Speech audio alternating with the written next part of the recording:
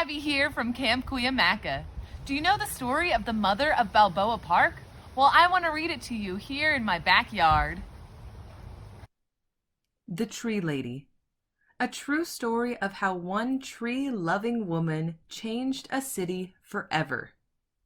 Written by H. Joseph Hopkins. Illustrated by Jill McElmry.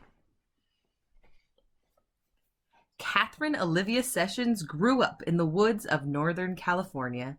She gathered leaves from oaks and elms and collected needles from pines and redwoods. She would braid them together with flowers to make necklaces and bracelets. It was the 1860s, and girls from Kate's side of town weren't supposed to get their hands dirty. But Kate did. Kate listened well in school. She learned how to write and count. She remembered poems and stories that she had read. But best of all, she liked studying the wind and rain, muscles and bones, plants and trees. Oh, especially the trees. Most girls were discouraged from studying science, but not Kate. Kate felt the trees were her friends. She loved the way they reached towards the sky and how their branches stretched wide to catch the light.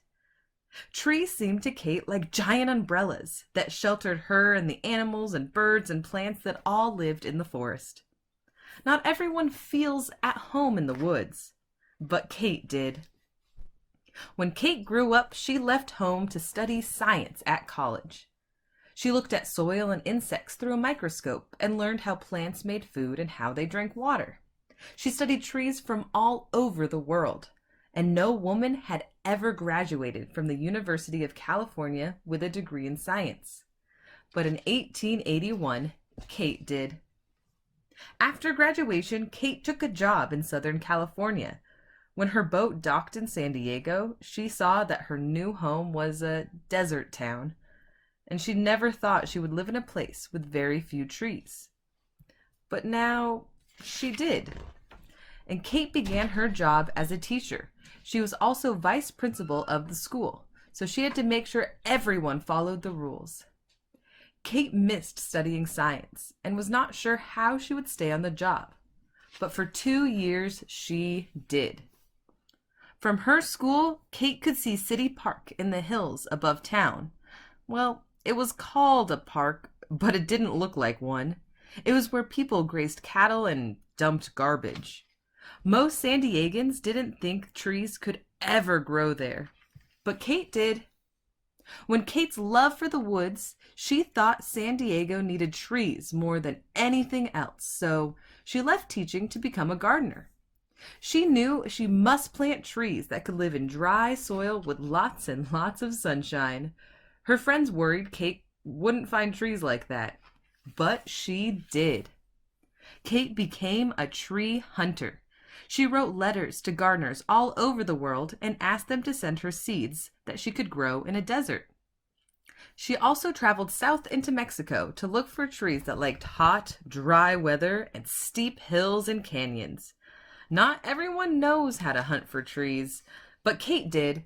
Soon, Kate's trees were planted along the streets, schools, and in small parks and plazas all over town. People bought trees from Kate's nursery and planted them in their yards. From elms to oaks to eucalyptus and palms, by the turn of the century, young trees from Kate's nursery were growing in every part of San Diego. Most people didn't think a desert town could sustain so many trees, but Kate did. And then, in 1909, city leaders announced that a great fair called the Panama, California Exposition was coming to San Diego in 1915. The fair would be held in City Park, which is now called Balboa Park. Kate felt Balboa Park still needed more trees, thousands more, to look beautiful and shade visitors that had come to the fair. That was too many trees for Kate to plant by herself. But she knew lots of people could do it together. So she asked her friends to bring their friends and come to the park for tree planting parties. Again and again, people volunteered to help. Those volunteers weren't sure if they could plant enough trees, but before long they did.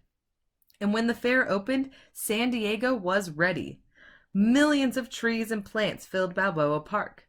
The fair had so many visitors it stayed open for 2 years instead of just one. People came from near and far to see the attractions and stroll in the cool shade. The fairgoers couldn't believe San Diego had such magnificent gardens, but thanks to Kate, it did. In the years after the fair, Kate was given many awards for her work, and people took to calling her the Mother of Balboa Park. She continued gardening and planting trees until her death in 1940. Back then, few could have imagined San Diego would become the lush, leafy city it is today. But all along, year after year, Catherine Olivia Sessions did.